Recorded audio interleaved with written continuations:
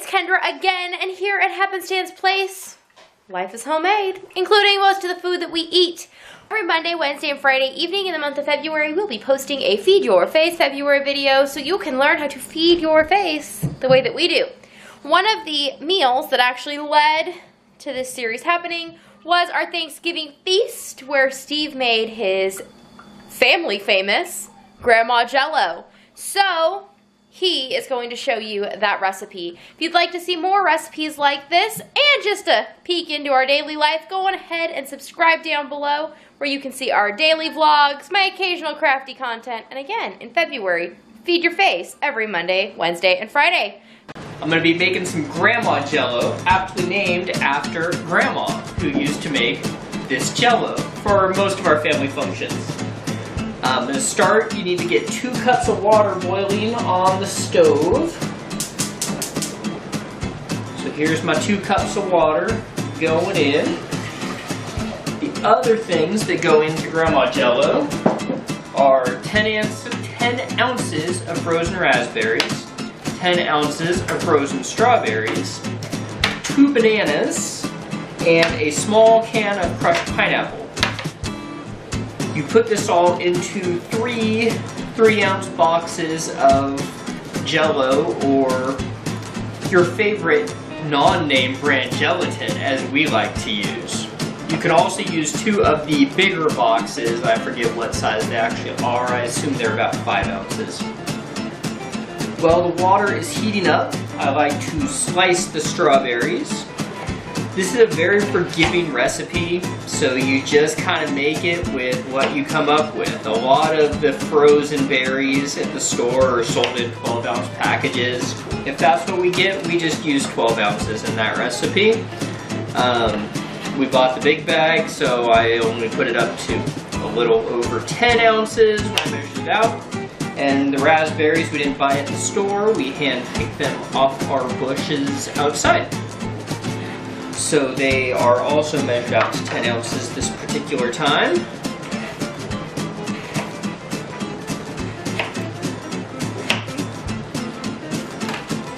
Also need half a cup of sour cream, but that does not come in until a little later. These are the unsweetened strawberries. We have bought them pre-sliced before, we have bought them pre-sweetened before. Whatever you can get is perfectly fine. You could even use fresh if you had them. We usually base ours primarily on whatever's the cheapest on that particular day at that particular store. It's already out of the can, because rather than buy the small can, we bought the big pan, and you saw it used on top of the pizza that we had during the Super Bowl.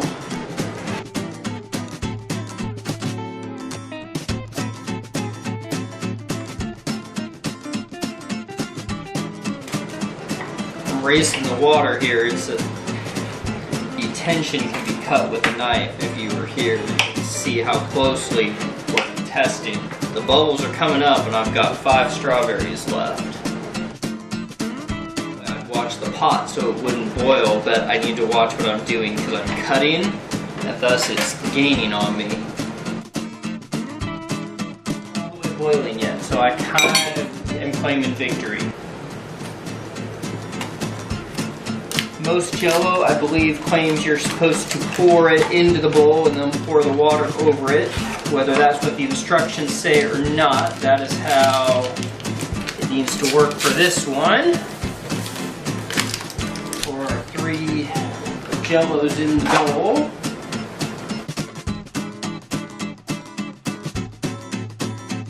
Before we do anything else, we need to smush the bananas all up, because once the water is poured over, you're going to stir in the fruit as well.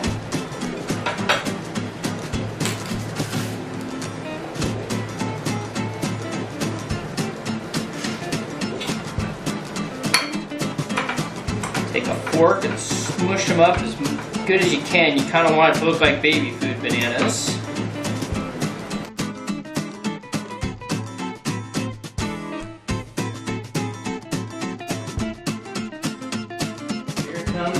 exciting part.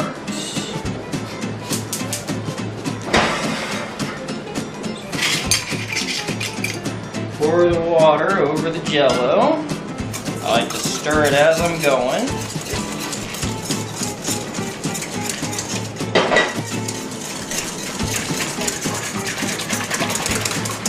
You want to make sure it's good and dissolved before you move on to anything else, because you've got to put cold things in here, and as soon as you do that, it starts gelling.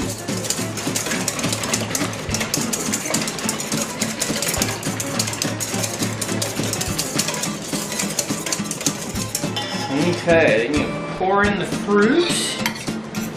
It really does not much matter what order you go in, because it's all going in there.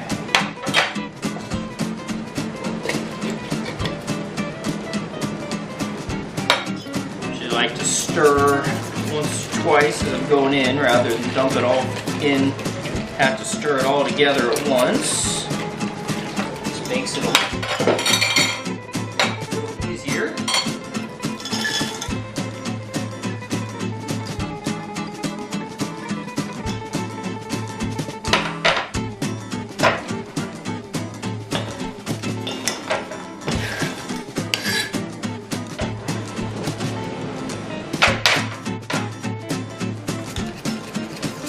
Once you have it all mixed together, you're going to pour it into a casserole pan, which I think ends up being 8 by 12, not quite a 9.5 by 13. Whatever that standard size is around there. It is this dish. 12 by 7.5 by 2, it says right on there, a 2-quart pan. And when you pour your stuff in, it's going to look like that. And you only want to pour about half of it in to start. And then you put that in the fridge and leave the other bowl out, hopefully not in the coldest room of your house. Otherwise, it also starts to gel.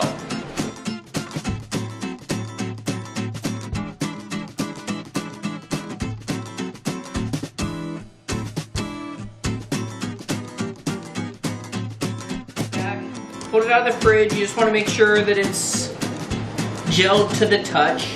If it's not quite perfectly Jell-O yet, that's alright. It just needs to not come off on your fingers too bad. Then you're going to take half a cup of sour cream. I like to keep it just a little bit because, well, sour cream's tasty. And put it on top of your Jell-O. You like to use a spatula to get it all out of the measuring cup. Kendra's usually more of a use your finger type. Spread it all around the best you can.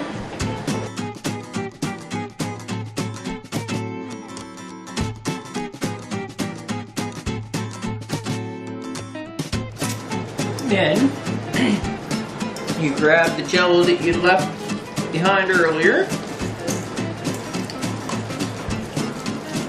and pour it on the top. And after it's sat there for a little bit, sometimes it sticks to the bowl just a little bit, so you have to use your whisk or a spatula or something to get the rest of it out. But that is not a problem or a big deal. It will all go in there nicely. And you make sure to spread it out.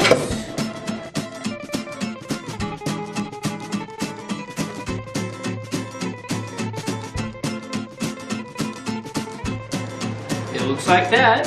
You put it back in the fridge to finish gelling. You're looking at probably another 15 minutes or so before it's ready to go.